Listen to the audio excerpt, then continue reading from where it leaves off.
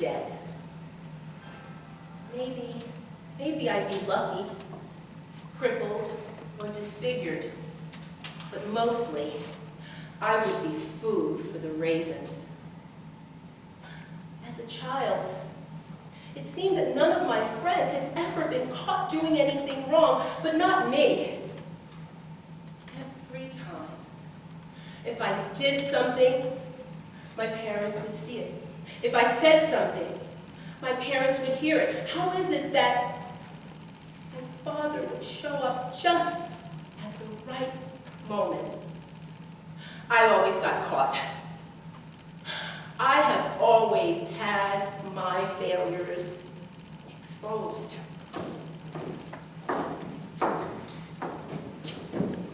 If it weren't for him, I'd be a waste of a man, inside and out. I build homes with my brothers. I go to work in the morning, come home, spend time with my family and friends. A good, simple life. If it weren't for him, I could sleep at night. I've been dozing. At work. More afternoons than not. It makes me feel like an old man. Since talking to him, everything has been upside down. Nights are for thinking, days are for falling asleep. I swear I would give half a year's wages to go from sunset to sunrise without opening my eyes. He was a bright teacher. Everyone knew that. I expected wisdom and encouragement, not what he gave me. Honestly, I've always followed the commandments. But how can you ever really know for sure?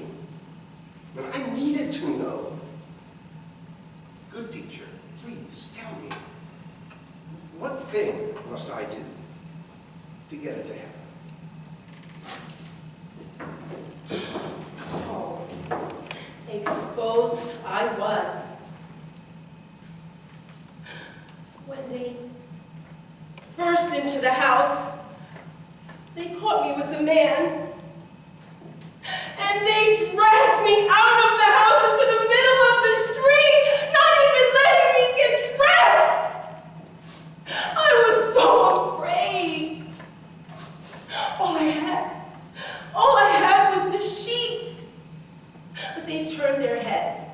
They didn't want to see me, but I could see them. I could see them, the blood in their eyes. And then they just dragged me.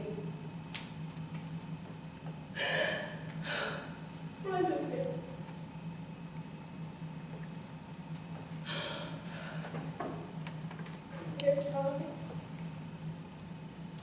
They wouldn't let me say anything. They didn't even let me say anything. They wouldn't even listen to me. They just kept pounding and pounding and pushing and pushing.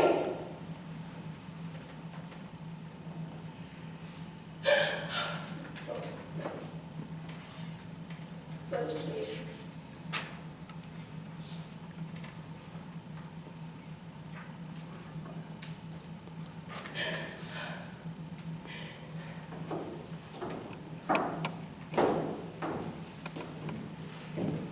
One morning, I noticed something on my car. I kept my shirt on all day, and I prayed that it wasn't what I thought. But after 2 days of working in the hot sun with long sleeves, and everyone notices, they made me leave my family, my son and my girls. Julia wouldn't let go of my neck. Where is Papa going? I scoured my body with anything that might help. Nothing worked. I never even thought about these people, and now I was one of them. You wait only for God when something like this happens.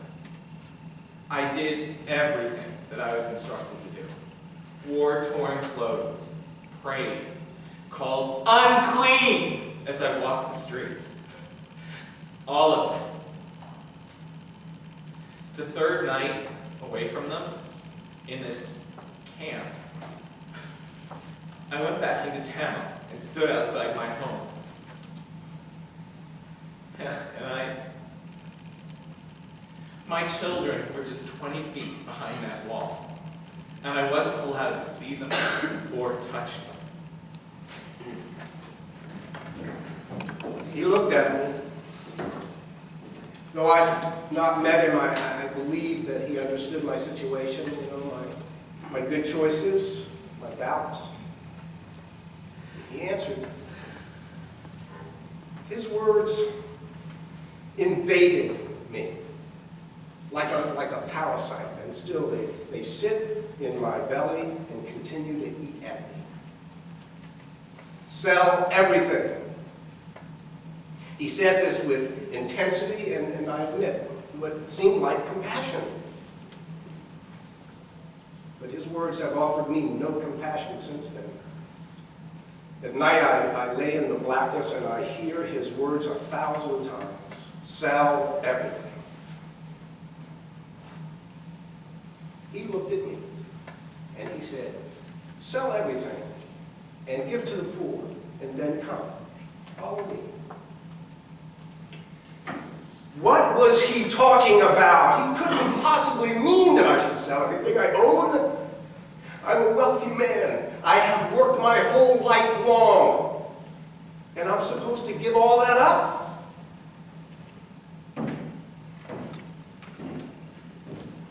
We heard about Jesus, and 10 of us decided to go. The people parted in front of us like the Red Sea. I was willing to part with some of my money.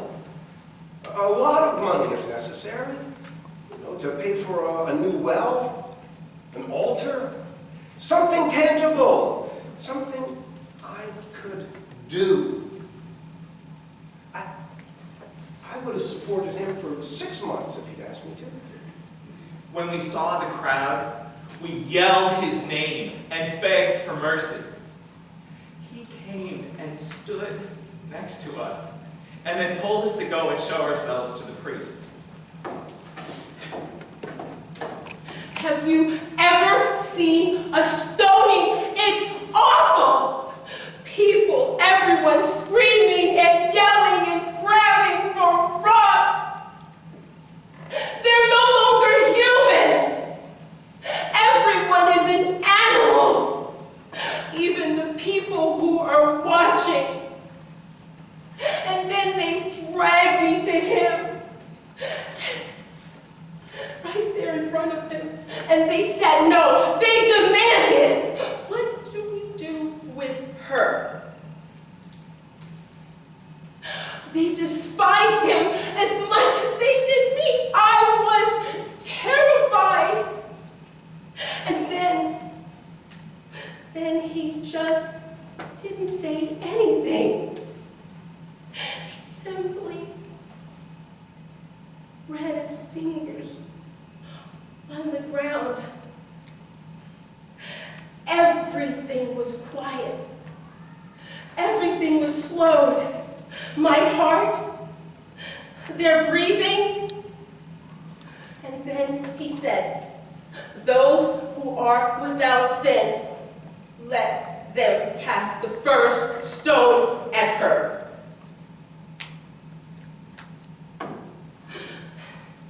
And looked at me.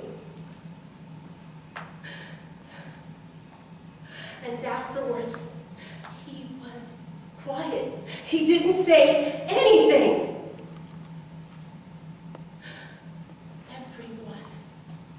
Everyone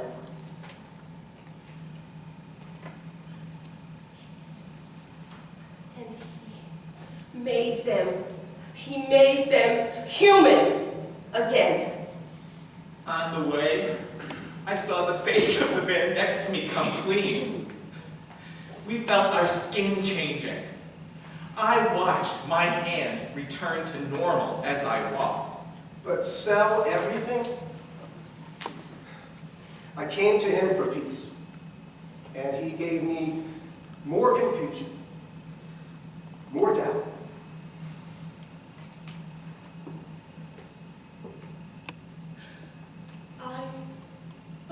shivering. Not because I was cold, but because I knew I had come so far and so close. And then he looked at me and he spoke. And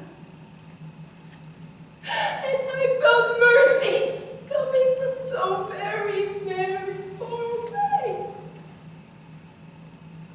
It's ironic. Before he died, he asked me to die, to give up my life.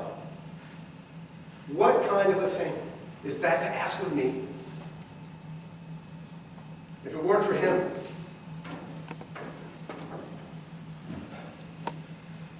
I would sleep.